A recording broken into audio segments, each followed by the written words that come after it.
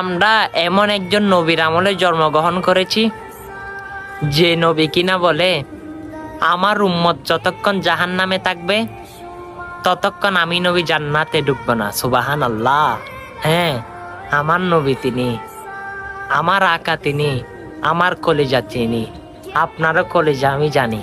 কিন্তু যে নবী আপনাকে ছাড়া জান্নাতে ঢুকতে চাই না, আমার আল্লাহ ঘোষণা দে, হে হাবিব আপনি তো জান্নাতে প্রথমে না ঢুকলে জান্নাত উদ্বোধনই হবে না। সুবহানাল্লাহ।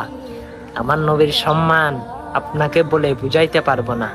পাহাড় পর্বত পর্যন্ত আমার নবীকে চিনে গিয়েছে, আপনি চিনতে পারেন নাই। সে নবীর শ্রেষ্ঠ উম্মত হয়েছেন, সেটা গর্ব করে বলেন।